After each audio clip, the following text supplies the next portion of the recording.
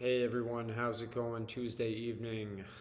How about that Atleti Betis game on Sunday afternoon? That was a fantastic one, right? I think that probably set the world of football back a couple of hundred years. Just a couple of hundred there. It was pretty dull. It was pretty difficult to sit there and watch it. I don't think All Black had to register a single save. And if you look at the final match ratings for all of the players on both sides of the pitch, I don't think anyone registered a final match rating of higher than 4 stars at the most. And really, a lot of those rankings were kind, if we're going to be actually honest about it. And as Atletico going down to Betis to play, it's going to be an intimidating venue. The stadium is going to be jam packed with fans. They're going to be loud and passionate. And playing away games in La Liga um, always create complications for your team. It's just the way it is. That being said, still, with the team that we're able to field, just in terms of the money that the club has compared to Betis, I mean, there's a huge gulf there. So that same gulf in talent, that same gulf exists within the talent on the pitch. Obviously, like, the more money you have, the better players you're going to be able to buy. The modern world of economics in football, just the structure of it, and especially in Spain, but I mean globally, continentally, globally, everything. It does not benefit a team like Betis, who now can be thought of nothing more than just a minnow, right? It's just very difficult for most clubs to be able to compete in the modern world of football. But anyway, I've been watching La Liga for about 3 decades now, and we know certain things to be true. You can observe them over a period of time and find that they're going to repeat themselves. So you cannot drop 2 points. It's possible to still win a league title, but you set yourself back. Really, what you want to do is have about 9 wins to start out the campaign. If you can do something like that as Atleti, you set yourself up well. And you really kind of even still need to do that. That's what occurred in 2013 and 14. And that 2021 campaign with Suarez, it was just, man, we were pulling out all of these victories, desperation moments. They just won, and won again. And that's really what you have to do. So, even though Atletico has come back to prominence and is a global force once again, as they were many, many, many decades ago in antiquity, the club went through a period of, there were some major downtimes, but it's back and better than it's ever been right now. You still cannot afford to lose points like that in games that you need to win, because you simply cannot count on Barcelona and Real Madrid to drop points. They just don't do it, and you always feel that they get all the calls, all the officiating tends to go their way. Think about it in terms of this, okay? So if we go back, let's just go back to the 1990s, 1990. And if some of my numbers are like slightly off here, I apologize. Ballpark figures, but my memory serves correctly. What Barcelona had 13 La Liga titles at that point, and Atletico had the 9, right?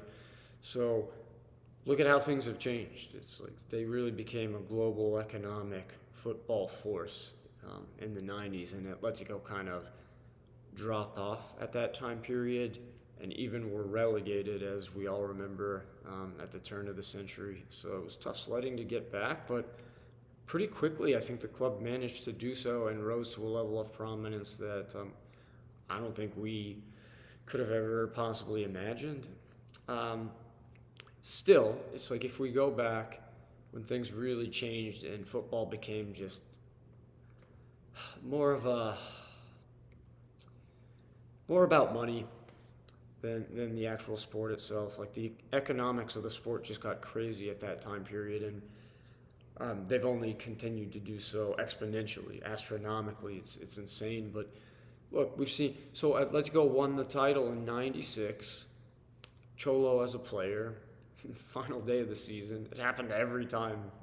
The last 3 titles we won, 96, 13, 14, and 2021. If we're going to win it, it's usually going to be some dramatic moment at the very end of the season, the very last game, because it takes that kind of effort to topple Real and Barca.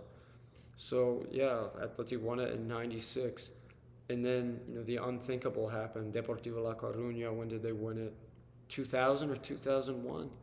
And then Valencia had that golden spell as well, where they made it to 2 Champions League finals and won 2 La Liga titles, Europa League as well. And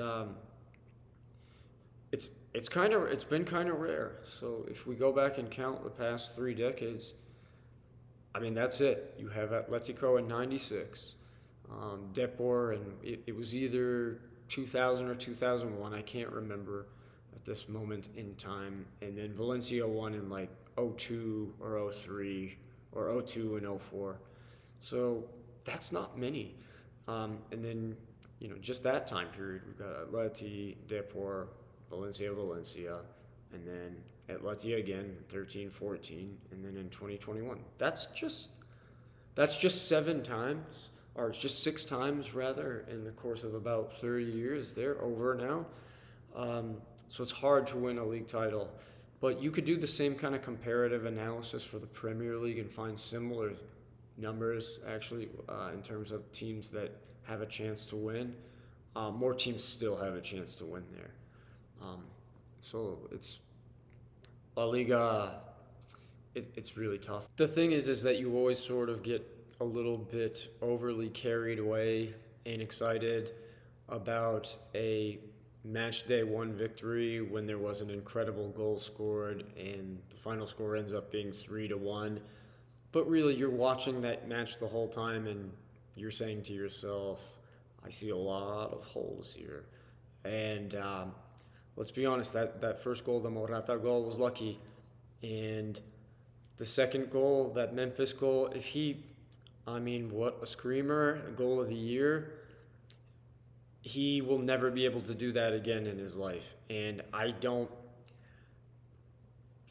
last year he scored 4 goals the whole second half of the season when he played with us. I'm not really sure I expect him to be a whole lot better.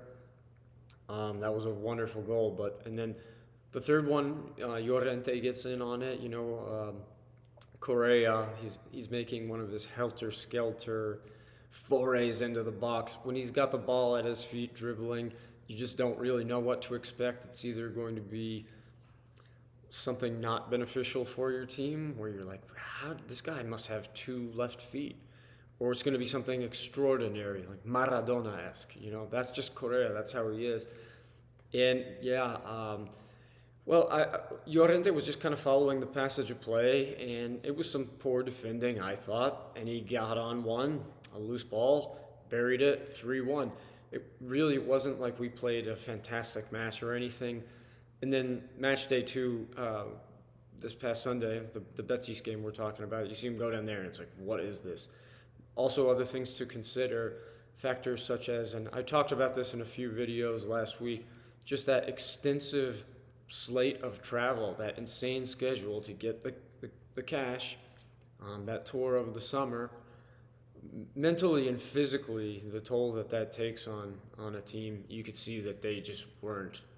There was no possible way for them to be invested in that match. They're probably still jet lagged. It takes a little while to recover from something like that. And they're tired to start out the year, and you could see it. We're going to have to really turn things around pretty quickly if we have any hope of mounting any sort of